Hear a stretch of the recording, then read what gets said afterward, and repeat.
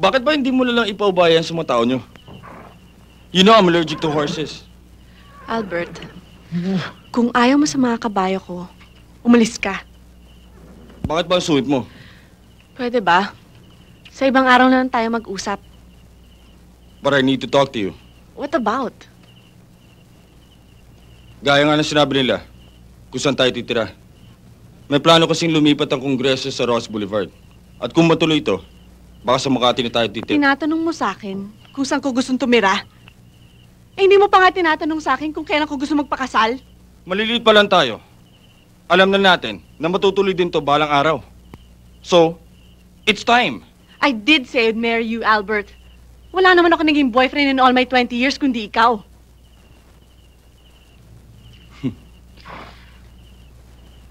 So, why don't we get to know each other? Albert! Albert! Anong Relax. ginagawa mo? Relax! Albert! Ano ba? Itiwan mo ako! Ah! Don't push it, Albert! I can still change my mind! Ang gaganda ng mga yan, hindi ba? Itong singsing na ito, binigay ito ng lola mo noon sa mama na ikinasal siya. Ito namang isang ito, binigay ito ng lolo mo sa lola mo noon. Ang lahat ng mga precious heirlooms na ito ay ilang taon nang palipat-lipat sa mga babae ng pamilya natin. And you should be proud dahil ngayon, mapupunta na sa'yo lahat ito. Thanks, Ma. Aren't you even excited na mapupunta na sa'yo ang lahat ng mga heirloom na ito? Ayaw man lang malaman kung magkano ang halaga ng mga yan? Hindi ko kailangan ng mga ito dahil hindi ko mahal si Albert. Pakakasalan ko sa lalaking minamahal ko. Anong mahal-mahal? Utak ang gamitin mo, hindi ang puso. Pinakasalan ko ang papa mo dahil magaling siya sa negosyo. At hindi ako nagsisisi hanggang ngayon. Si Albert ay magiging magaling na politiko. At babango ang pangalan ng pamilya natin. Wala akong pakialam sa pangalan. For once, Ma. Hayaan niyo naman akong gumawa ng desisyon para sa sarili ko. But why are you making it so hard for us? Ipapahiya mo ba kami ng papa mo sa pamilya ni Albert?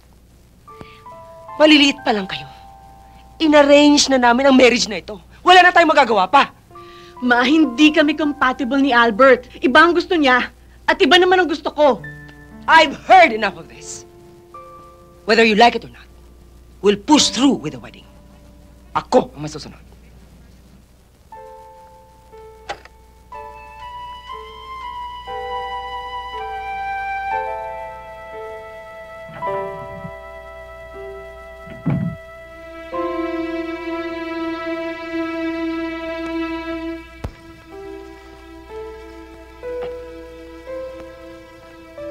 I hope you'll understand what I did. I just need time to think things over. Ayokong mapalayo sa inyo.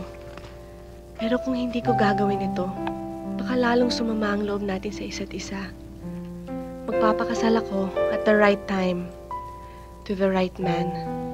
I love you, Papa, Mama, and Cindy. Believe me, I do.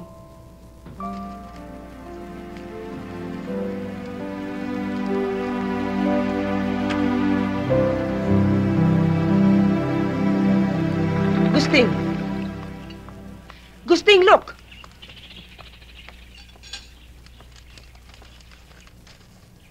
How could she have done this? Paano kung hindi matutuloy ang kasal? Mapapahiya tayo. Pagtatawanan tayo ng mga tao. Don't worry, Mommy. Malay mo, nasa barkada lang niya o kaya nag-check-in sa isang hotel. Babalik din siya. Eh, tayo din naman na may kasalanan eh. Pili tayo ng pili tayo. Pakasal siya sa hindi naman niya gusto. Nonsense. Hindi pa talaga niya alam kung ano talaga ang gusto niya. Gusting, do something. Ayoko ng iskandalo. Paano kung may dyaryo tayo? Mag-hire ako ng private investigator. Hindi tayo magre-report sa police. Okay, let's move back to Manila.